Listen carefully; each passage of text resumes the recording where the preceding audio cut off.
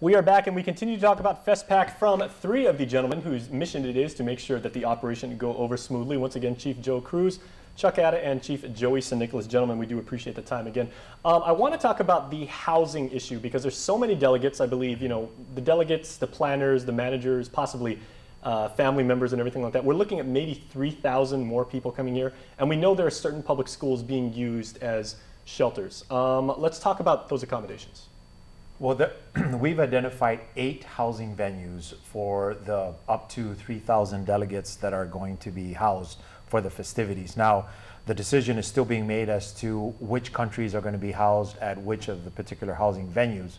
But rest assured that everybody, all up to 3,000 delegates, will be housed at one of the 8 housing venues.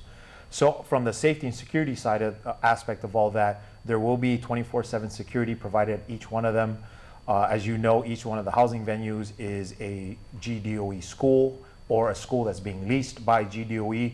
So we took that into consideration. Those are all gated gated schools with single points of entry. So we're going to have positive control of each one of those venues to ensure that the security of each one of the delegates. Now, does this include, Chief Nicolas, the Guam delegation itself? Like if you are participating and you're representing Guam, do you still have to stay at your own home, or do you have to stay at one of those? Yes, I believe they've identified about 500 of the Guam delegation altogether that will be staying at the housing venues. Okay. And as far as the locations of the different countries, a lot of that is being, what they're analyzing is the size of the delegation and the capacities of the schools.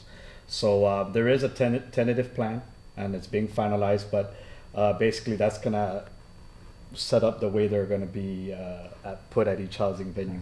So it's all about capacity and just making sure that we can keep people there safely, and so that they're not overcrowding. Oh, okay, so kind of like South Pacific Games last time. Correct. We had that here in '98. Absolutely. Team Guam actually stayed in Athletes Village. Yes. Okay. Well, Chief, I'd like to stay with you for a moment because perish the thought, but should Guam face an emergency situation like a typhoon, and the schools that would normally be used as public shelters, if they're housing FESTPAC delegates and everything like that, I would assume that becomes like a really dicey situation for your group and everything, because now you've got to like juggle around. Right, absolutely. Fortunately, this is one of the major issues that we've accounted for, and we just recently completed a tabletop exercise at the Sheraton Hotel run by the Office of Civil Defense and Guam Homeland Security.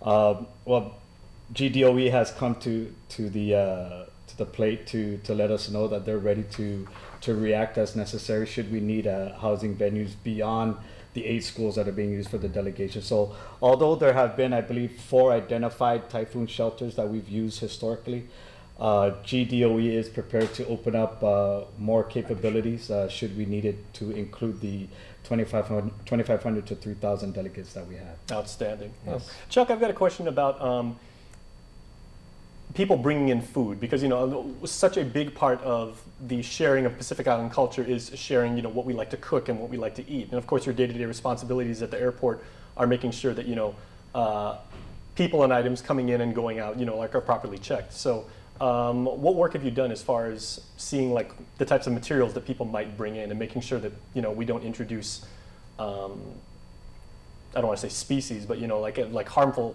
substances or things like that? Chief Nicolas mentioned earlier about all the different subcommittees. There's actually a subcommittee specific for them. That's the biosecurity. Mm-hmm. And I've been involved with them the past, I would say, a month and a half, getting down in the weeds and actually identifying, locations to store some of these items. And it could be, just as simple as, someone bringing in turtle shell, which obviously, is prohibited, to U.S. ports of entry. We would hold things of that nature and allow them to take that upon their departure. But there are several layers of screening for other items, such as the fruit flies and other pests that we do not want introduced to Guam. I don't have the specifics for you, but I will have you know that group again has identified a really comprehensive plan and it's developed several layers to include even monitoring at the festival grounds as well. There is a concern with regards to some of the other items as far as the cultural sharing. It may be machetes or things that could be considered as weapons that we're working along with the overall committee that's putting this together. So yes, there's a lot of work going into that. as we speak. All right, well done. All right, Chief Cruz, final question goes to you, sir. Let's talk about the opening and closing ceremonies because it's a very exciting time. Everybody's really gearing up to get started. However, from a public safety standpoint, I know you're someone who doesn't like leaving any stone unturned. Yes. That's a lot of people in a very compressed space. Yes. The chance for something to go wrong is very high. Yes. How do you handle that from a safety and security standpoint? Well, we are putting all our resources and assets, or as many as we can assume, to maintain security at the opening and closing ceremony. So that being said, while we are not shutting down operations within the Guam Police Department, neither are any of the other local or federal law enforcement entities. However, we are putting a more than sufficient amount of assets at each one of those venues, in particular the Paseo Peninsula, to ensure that everybody there is safe and secure.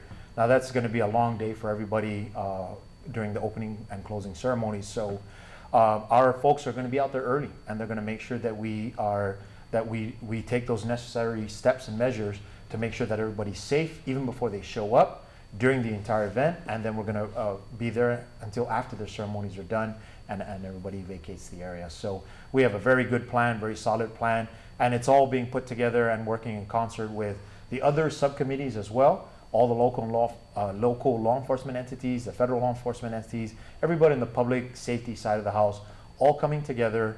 One Guam, if you will, is the concept that we like to use, reaching out to everybody out there, our civilian partners as well, our military partners, coming together as one Guam to make sure that FESTPAC 2016 goes off without a glitch. All right, well, gentlemen, it's really good to see so many of you, and certainly you represent many more people behind the scenes putting all the planning together, making sure you execute the plan, and making sure that we are safe and happy when FESTPAC goes off. And I guess the key thing is Guam does not stop being Guam just because FESTPAC's happening. Certainly the police department, the Air Force, or the airport, I should say, and the fire department, still have jobs to do, but you guys are incorporating this. So thank you very much for your time. Thank you. All right, we'll talk to you again soon. Pleasure having us. All right, please stay tuned, everybody. We are back right after this. All right.